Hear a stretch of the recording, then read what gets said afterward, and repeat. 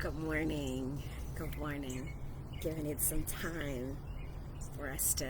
It's been a whole week, and I feel like it may feel like it's been a whole month since we last did a live. But good morning. It's good to see you all this morning, or good afternoon, or good evening, whenever you're watching this replay.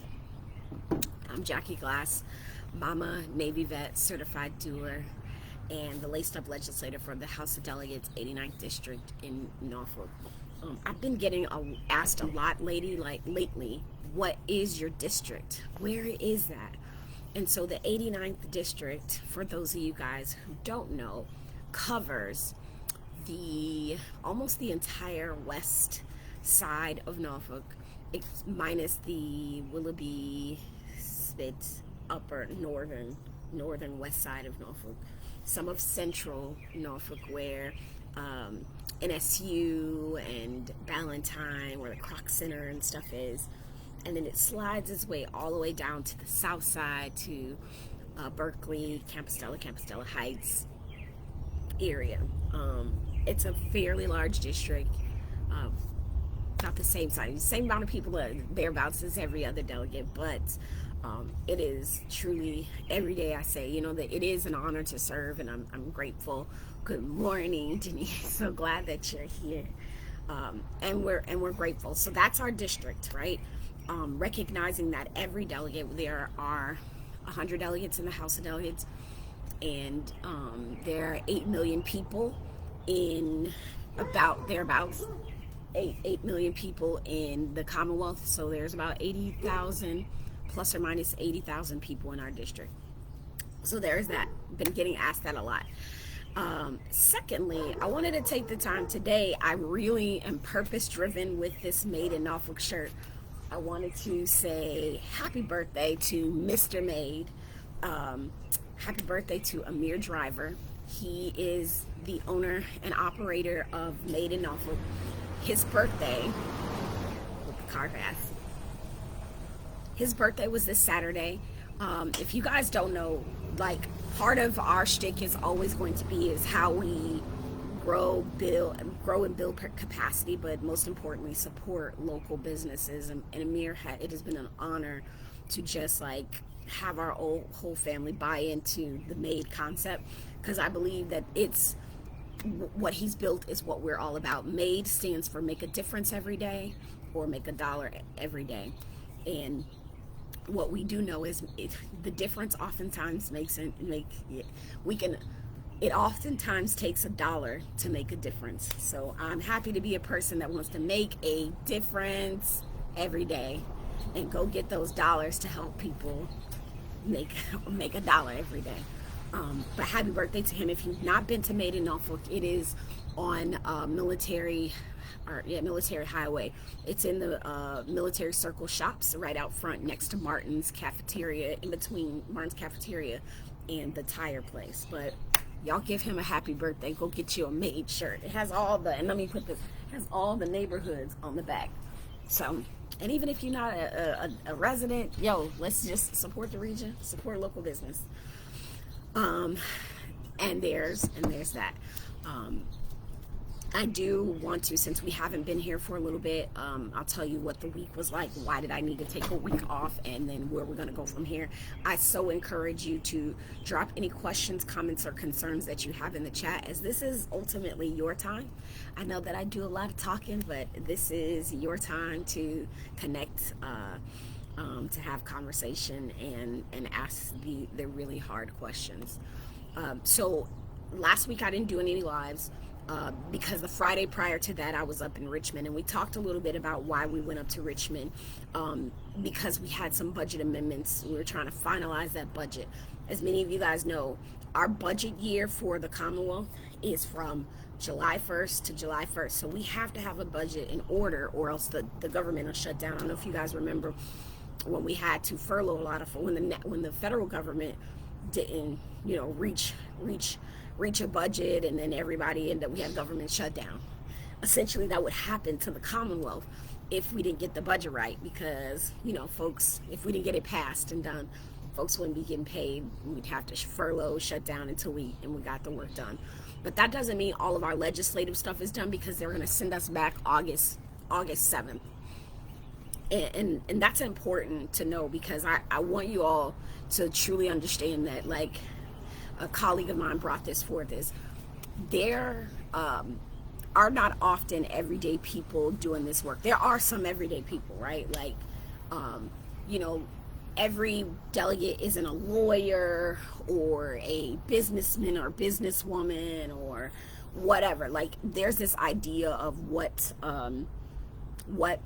political folks, what their lifestyle is and how they work, and that's not all of us.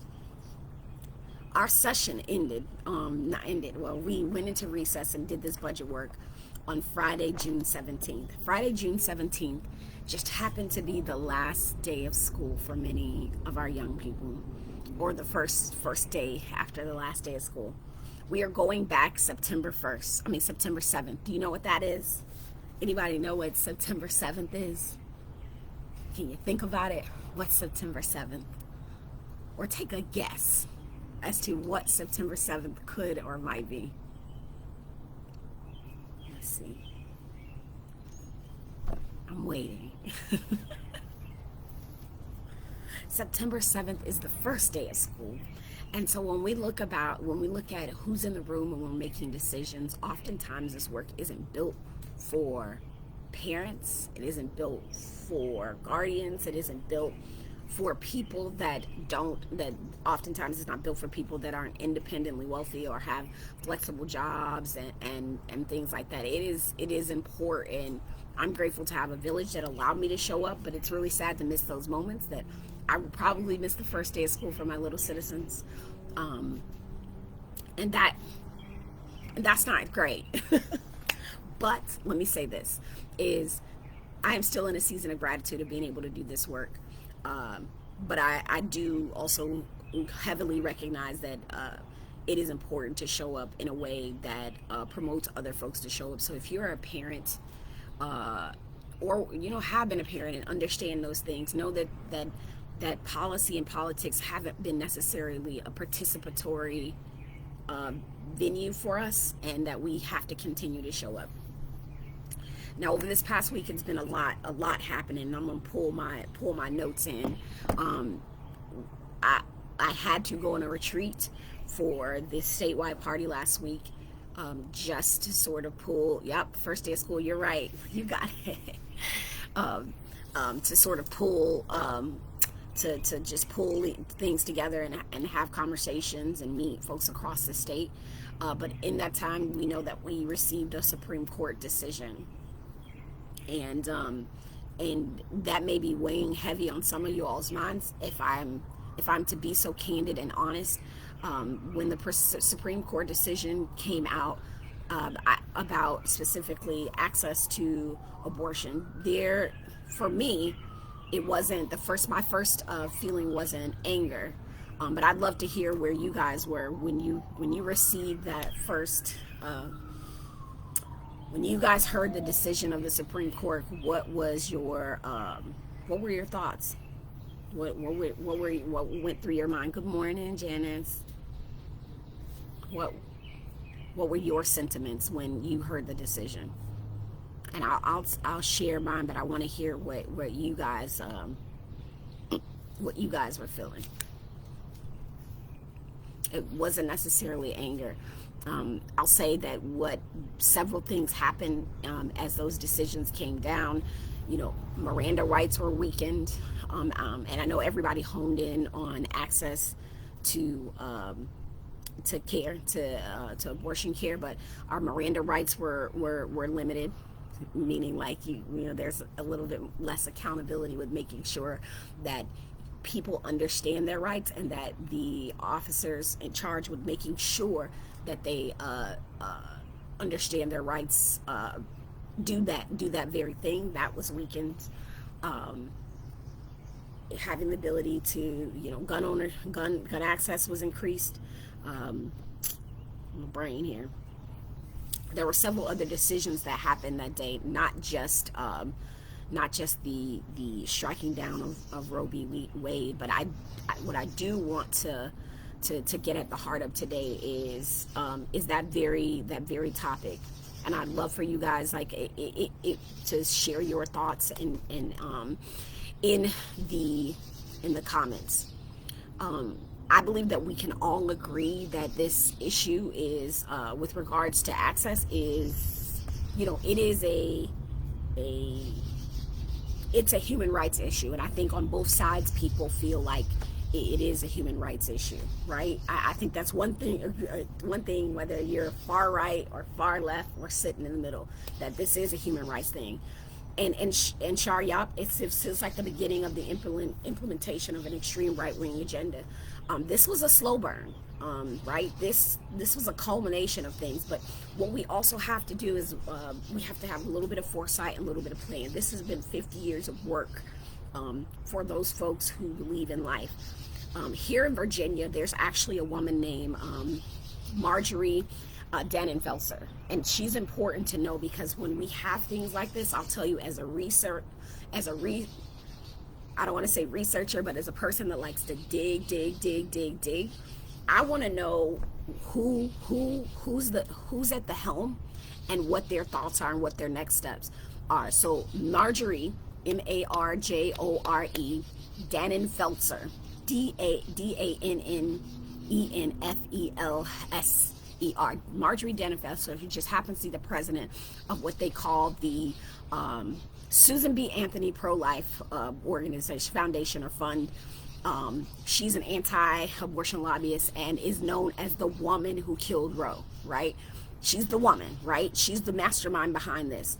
Oftentimes these people don't get the credit, and they're not listened to, and they're telling us everything that we need to know about next steps.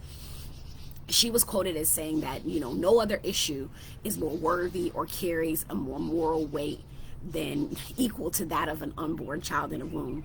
And I'd respectfully disagree, but that's the mindset that she's gotten people into. So Marjorie has really built over these past several years that there's nothing more moral than this. And yes, Don, feeling disenfranchised, like haven't been active enough overnight. Well, we all haven't been active enough, and if we're really putting some scope on this, Don, we've known, and I've only been in politics for 6 months, right? A political figure for 6 months, but there is definitely more that we could have done, say Democrats could have done, while we're on this issue. Realizing also, I have to hold that in my hands, right, as a person, well, why didn't we do this? Why didn't we do that? Why couldn't we have, codified certain these things? What have or haven't we done? While also holding in our hands that we are trying to undo a lot of things and provide rights to a lot of people. We still have, same-sex marriage is not in our Constitution. We're trying to get folks to be able to vote without the governor have to say they need permission after they've served their time. So there's a lot of things that we're holding in our hand. This is just one, but it's also been one of those issues that you'll find people that want it fixed are not necessarily fixing it to just keep it as to have this issue against another party, right? That's real too. You can have both, right? There are people actively there's so many things to provide access to, but also this is a good issue to be on the other side of. And Shar's right, they've been planning for years. So the truth of the matter is that anti-abortion activist, and I wanted to honor Denise feeling saddened and feeling vulnerable and wondering what's next on their agenda. Well, we'll talk about that, and I want you guys to know what that is, what that looks like, so that we can do better at foresight and planning.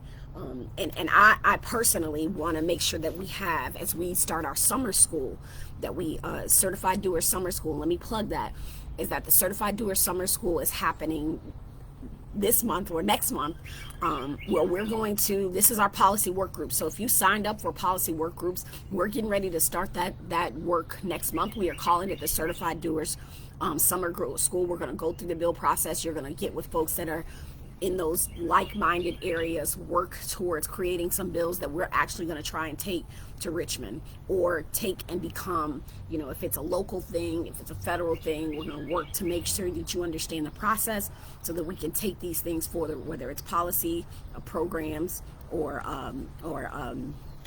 practices. Okay, so the truth of the matter is that abortion, anti-abortion advocates often believe that it's not about the child. They don't necessarily, it's not care for the child or pediatric health. It's not care for the mother and maternal health. It is unfortunately a situation where there's a care more about the preborn than the preschooler. That's a whole issue. And I think we've seen that. Like, to hear people say the safest place for a child is in your womb, like, I wouldn't want to keep a child in a womb forever. They got to come out. And as a parent, that's part of your fear and anxiety of bringing a child into this world. I cried. Childbirthing was very traumatic for me, unfortunately, as just because of the way I was dealt with in the hospitals. And, in being assaulted, to be quite honest, it was they were traumatic experiences in their own way. But a child can't stay in a womb forever, and the safest place shouldn't be in the womb. It should be in this world. And so I know that you and I are working, right? We're working to make sure that this world is a safer place for our children to live in, and that they don't live in our womb indefinitely. And unfortunately, this has been changed more into a moral issue rather than a healthcare one. And so part of chipping away at this, or planning this for a year, is that the advocates, the anti-abortion advocates knew off top. And you'll see Marjorie will say it, Marjorie Dannenfelter, I want to give her all of her credit, will say, most of us didn't understand how Roe v. Wade worked, right? We didn't understand what it meant, because many choice advocates will say, hey, well, if you have an abortion, it needs to happen within the first trimester, right? Right? But that directly contradicts Roe, right? Roe says it's your choice no matter what, no matter when. So the moment that we started putting limitations on Roe, we helped chip away. We started helping chip away at Roe v. Wade. Now, no one wants to be like, yeah, you should terminate a pregnancy at 9 months. You should, but Roe expansively gave space for that. And so now we're at a point, and you're saying what next is, we're actually going to have conversations about what and when is the appropriate time. Because again, now we're limiting access, where we always have been. We've never had the full right of Roe. All of us, even advocates, like saying, there is a moral piece to this, or there is a health piece to this, right? There is a point where it transitions from a fetus into a child. And so, really, they're going to push us into some really hard conversations about access to abortion, and we need to be ready. They used extreme visualizations. They chipped away at Roe. They played the long game. They traveled the country to teach people how to fight, and here we are. This is a culmination of 50 years of work, y'all. They built this broad support laws in every single state, right? Just like I said, these broad support laws, meaning limiting into the first trimester, the first 20 weeks, whatever. That's what they did. Let's start there. Y'all need to understand this so that as we move forward, we recognize the kind of conversations that folks on the other side of this issue will try to trap us in. Janice, you said women will not be allowed to do work like you do. Yep, they want to see women pregnant in kitchens. Yeah, this is a direct reflection to birthing people, to women, to predominantly women. Yeah, this is going to be a direct. It is a step. It is walking us backwards into choice. And what I don't want to see happen is, you do not, as a woman, have to share your abortion story in order to get empathy. Right? We do not want to turn our abortions into this pornographic thing for people to take in, to feel for us. If you want to share, you share. But I don't want people to feel like they have to share. So there are trigger laws in place, right?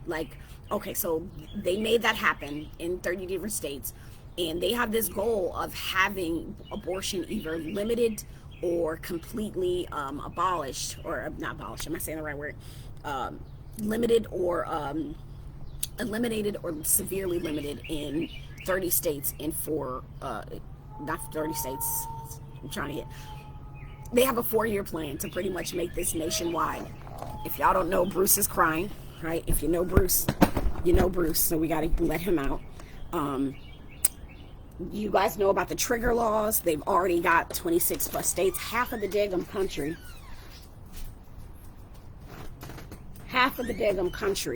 has already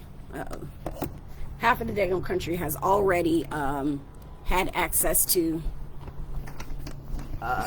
has already been in their game plan, right? Like that's real. And so we get to the so what now what? So what now what? We can't fight what we can't see. I want you guys to take a look at Marjorie. Good morning. I want you guys to take a look at Marjorie, and I'm putting her name in the chat. Take a look at some of the things that she's saying. She's the mastermind. Do you hear me? Like, and taking credit. You know, she's up in Arlington, Virginia, and working really hard. Take a look at what her doctrine is. She's the president of the Susan B. Anthony Pro-Life America. They are coming after telehealth, right? So something that we need to have our minds on, or our heads and hearts on, is how do we maintain and make sure that people continue to have access to telehealth? Because what they really want to do is make sure that women or birthing people in other states are not able to get the health care or the access they need elsewhere, right? So if I live in South Dakota, I shouldn't be able to do a telehealth appointment with someone in Virginia. So telehealth is really important. That's one of their policy agendas that they're coming out.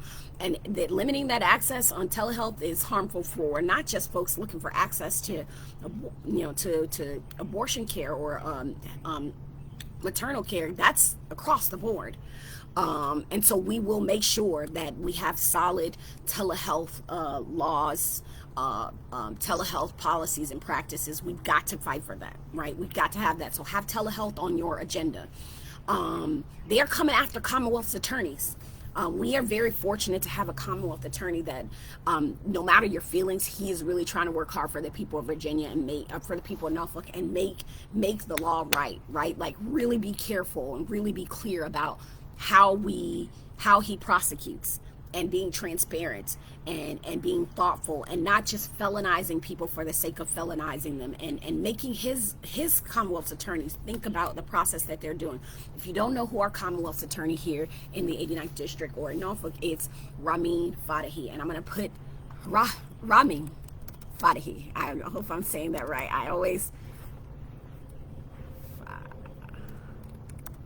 Okay, so I'm putting the Commonwealth's attorney, and I'll put CA because we're doing this quick, and I know, oops, I just put A, and I know that we're low on time, but I want to make sure that we get through this. So they're coming for Commonwealth's attorneys. They're going to try to, recall Commonwealth's attorneys that choose not to prosecute women or doctors that seek access to care. They're going to try to recall, so be prepared, right? Reach out to our Commonwealth's attorney. I think he would welcome it. Ramin, and right, he's going to give me right. Ramin would welcome that. Reach out and say, you know what? I know where you stand. Tell us where you stand, and how can we be helpful? Because this is, and it is not just about access to health care or abortion care. Hold on 1 second. Let me let the car go by. It's juvenile justice. It's all the things that you've got this elected official. Remember, our Commonwealth's attorneys are elected officials that you can have a conversation with and get information about how we do law in the city of Norfolk. So supporting, getting our understanding and holding our Commonwealth's attorneys accountable for where we stand as a city is going to be important. Telehealth. They want to make abortion access out to be an organized crime. So when you look at organized crime, you're taking it from so many different levels, right? You're looking at the big boss and everybody in between. And when you start making abortion access an organized crime, then you start criminalizing people from A to B, right? From parents all the way to doctors. And so that is on the agenda too. So making sure that we don't have any new felonies. Goodbye. It's making sure that we don't have any new felonies related to access to abortion. That's going to be really important. That's on us, right? They literally, like I said, want to make parents of pregnant minors that help their child get access to abortion care felons. I think it said they want to make it a class 3 or a class 6. I can't remember off the top of my head. They want to make it a felony. So if your 13-year-old gets pregnant, gets pregnant, whether it's, by sexual activity or rape or incest, like, it doesn't matter how she got pregnant. If you help her terminate that pregnancy, you can be charged with a felony. And I say that, and I don't like to just use the extreme, because there's a small amount of cases where it's rape or incest, but they've also said that, a mistake like rape or incest shouldn't be a means to take a life, or shouldn't be a means to take a life. So remember, this is about the preborn, right? Not about the preschooler, right? Not about the care for that person. It's about the preborn. And so we have to make sure, again, that there are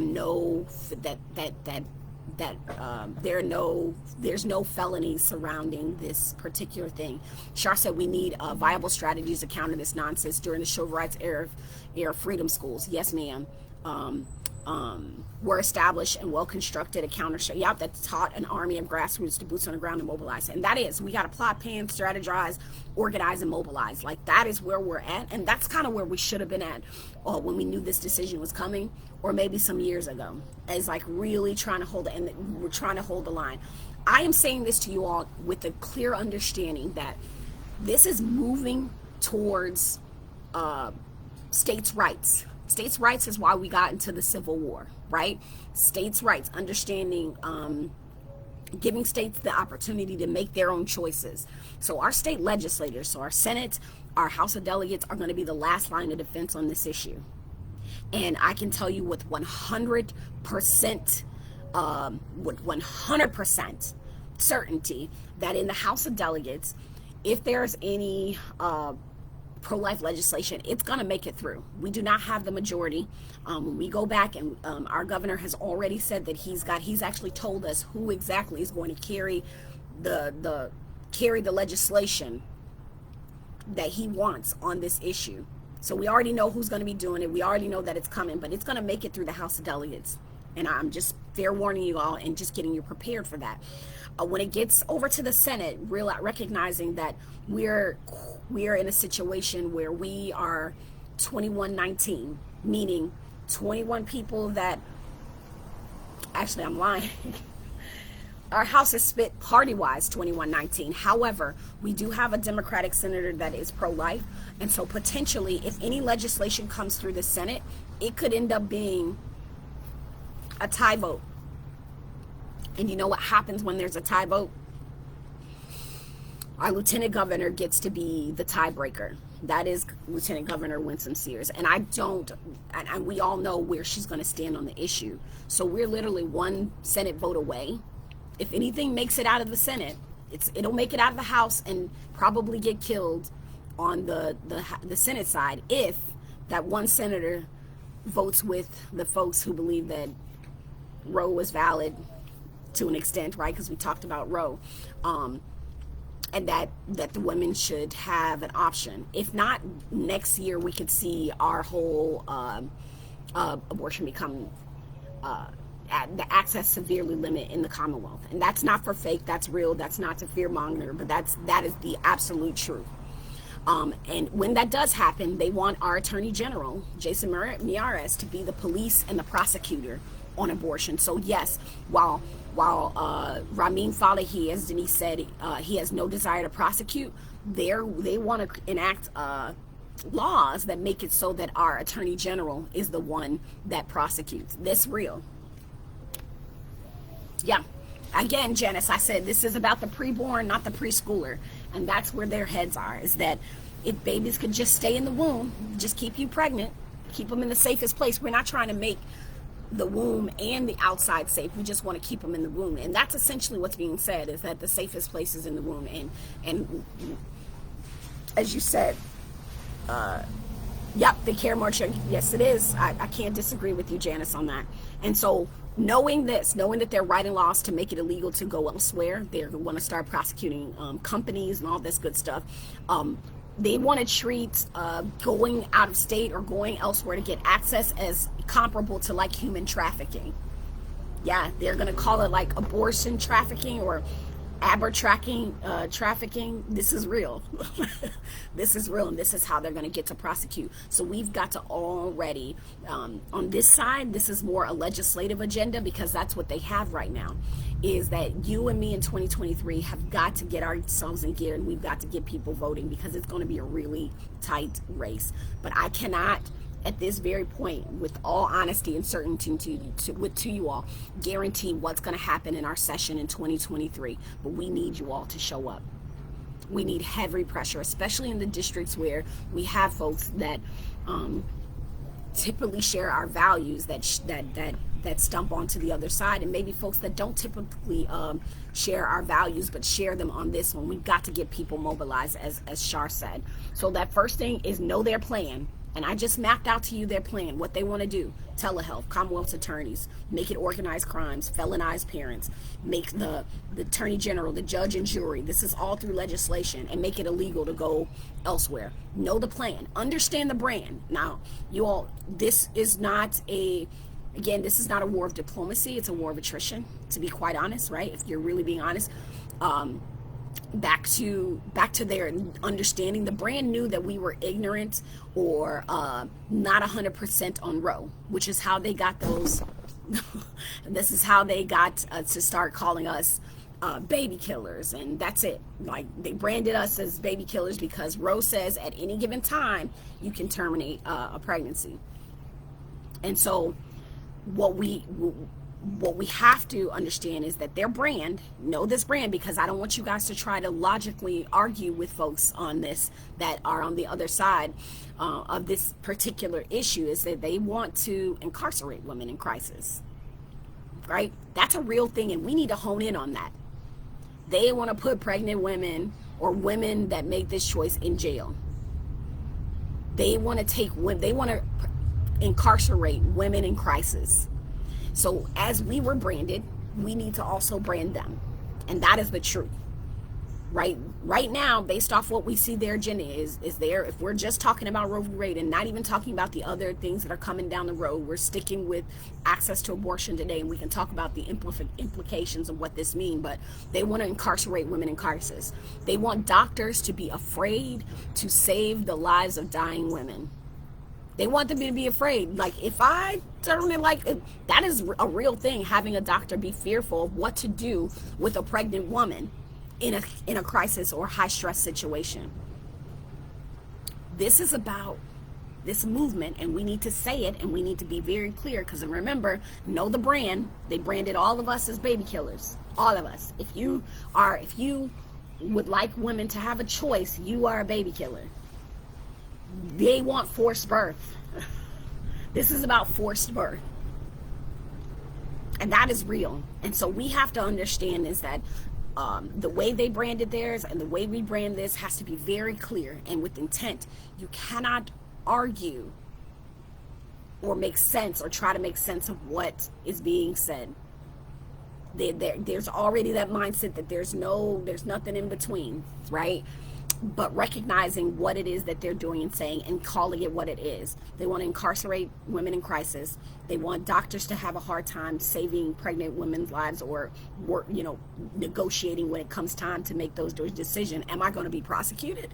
What if I say it was for the life, to save the life of the mother, and I get challenged and taken to court and lose my license and felonized, right? Like, that's real. And they want to force birth. Know the brand, right? Know their plan, know their brand, understand their brand, and then let's commit to the we in 2023, right? Like, we have to commit to the me. Legislators, as I said before, will be last line of defense. We have to finance. Unfortunately, like, this is the hard part of this, is it's going to boil down to what happens in our state legislators. And I'm telling you, none of us could have, well, we could have saw this coming, but like, being in the space and place that I'm in, even if I wasn't an elected state legislator, I would be saying this as well, is that we have to finance candidates that share our values, period. That's it. At least here in the Commonwealth. We have to elect those candidates. We have to win the majority in the House and in the Senate, because it is really difficult to get things done when you're not in the majority. And that's the truth. And that's not me just saying some political stuff to make you just sign on. Like, no, like for real, if you're not in the majority, you cannot make things happen. And that's where we're at in the House of Delegates. When those lights go up of how we're voting, and it's 52, 47, or 48, I can't remember. When it's those numbers, or it's 52, 48. When it goes up and it's a party line vote, like that's it. It's done.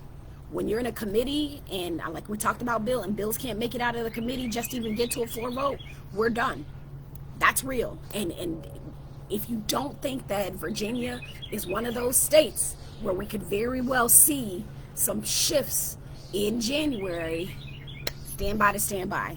I think someone already said it's time to mobilize. It's been time to mobilize. Again, war. This is not a war of diplomacy. It's going to take legislation, and it's going to take letting people know. So I need you guys to share this information, share the plan, so we understand that it's not just the access. It's access to telehealth. It's all the Commonwealth's attorney. It's all these things that we have to be ready for. And this is not about negotiating or necessarily compromise, because that hasn't happened on the other side. We have to stand firm in our values. And so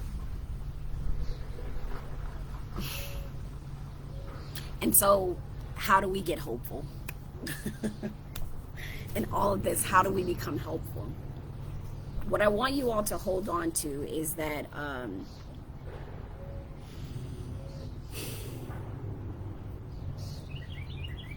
there are so many things that, that we work towards that we thought we would never see the day. I think about my ancestors and how some of them worked really hard for their freedom and never got to see the day, but kept instilling in the next generation that, freedom will come. It can come. And look at us. And I think we have to make sure that in our minds and in our hearts, we know that just as they played this long 50-year game, is that it's going to be a long road for us too.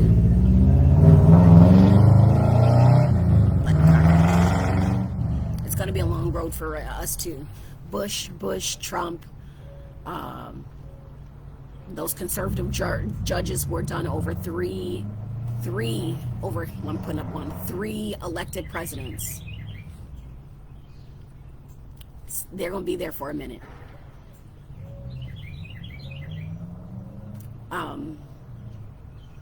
But we have to stand firm here in the Commonwealth, and it's going to take some work, and we're going to have to, as she said, build our army, but we're going to have to realize that the change is not going to happen overnight, just like the change this right now. Just like they believe that change would happen overnight, we have to understand that this is not going to happen overnight, but we do have to build a firm stance and a firm wall to make sure that we don't shift to a place where folks are dying or having children. That I met a young woman at the rally that said she's a product of rape, and her family made her mother have her, and her mother grew up resenting her and turned to drugs and all these things. Is that ever the case? Absolutely not. Is she happy to be here? Yes. But she lives with that. And she lives with that. So I ask that if you are interested in working on the policy side of really helping us make sure that we are lobbying and creating and supporting things that still allow for choice, then I'm going to encourage you to join our policy work group. And I'm actually going to put it in the chat here because I know I went 15 minutes over, y'all. I went 15 minutes over, but I'm going to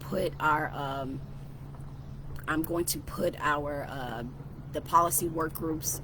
It is called Summer School for Certified Doers, right? And I want you guys to join us at the Citizen University and help us build out the messaging, help us build out the things that galvanize our communities, because every community is galvanized differently. Like I said, for one, I was not personally angry or upset initially. I was just like, in here and now we work. It wasn't anger. I was angry when people said, don't vote. Political figures are they're just figureheads. No. We out here trying to work and we actually need you. Yes, but neither we have to stay informed. So this is more focused on black men and women and not mostly the babies they want to imprison. Yeah, for support. Yeah, it's all that. And then there's so many theories, and just to make it, clear to what Janice is saying, this issue is being worked. Like, we have to be honest with ourselves about how this issue is being worked on both sides. Some folks some folks hold on, and they've got you holding on to, like, oh, they want to kill black babies. Like, that's why pro-choice people want to do it. Yes. Then there's also the replacement theorists, right? Like, they allow this because they want to get rid of white people. Like, they're playing all sides against each other. All sides with one message, that anybody that's choice is a baby killer, right? And then they put the race piece in there because that's so helpful. They put the race piece in there and allow us to fight each other about this issue. But when it boils down to this is not just about morals. It's about healthcare. It's about care of people. It's not just about the unborn, which seemingly the messages are that this is all about the preborn and not the preschooler. And that's not acceptable. And so if you want to get to work, I definitely put the Citizen University in the chat. We will have the policy work group stuff is coming up next month. Go ahead and sign up to be a part. If you have not signed up for our newsletter, I put a newsletter out once a month while we're out of session. When we're in session, it's once a week. It gives you really great updates of what's going on, what's happening with the district, and where I've been, like what's she been doing and where we're going. Sign up for the newsletter. You can go to the website, delegatejackieGlass.com, sign up for that. If you are on the page and you haven't liked it already, do that too, because we're just trying to expand our capacity to educate, advocate, celebrate, and to legislate. So let's get to it. All right, y'all, make it a great week. And now we work. That's all this is down to, is that now we work, and we work understanding their plan, building our plan, and taking care of Virginians. That's what we do, right? Because we're certified doers. I will see you guys on Thursday, and hopefully I'll see you at a policy work group on this particular issue. Maybe. Saturday morning is the Democratic breakfast. I encourage some of you guys to come out. It's at Queen Boss's. I believe it starts at 8. It's either 8 or 9. I don't want to fib. I'll say it again on Thursday. I think you all need to, even if you're not necessarily into, again, I'm new to party politics. I do party politics to do policy better for people, and I'm grateful for the opportunity in our space. You got to pick a side, or else you can't do this the way we're trying to do it, but we're trying to center the people in this. And I absolutely, Celinda, want to be a servant. So let's do it. I will catch you guys on Thursday. Do not hesitate. Oh, sorry, I should have said this at the beginning. If in fact you need anything from me, right, you got a question, comment, concerns, Facebook messages are not the best to do that. I'm going to give you my district office number and also my delegate email address, right? Please reach out here, because that is the best way to get a hold of me. I'm not always on the book, so there you have it. And for those of you guys catching this, the number is 757-472-1293. That is our office, 757-472-1293. And our email address is Del, D-E-L, like delegate, Del, J for Jackie, Glass. So Del J Glass at, I did that wrong. This is incorrect. It's at house.virginia.gov. I'm going to erase this. I'm going to delete this. It's Del J Glass at house.virginia.gov. And Virginia is spelled out. Okay? Anything else for the good of the order? Because I said, and now we work, and that's not even a game. No? All right, I'll catch you guys next week. Or no, I'll catch you on on Thursday, or maybe that way, Thursday. And you guys make it a great day. Thank you for joining.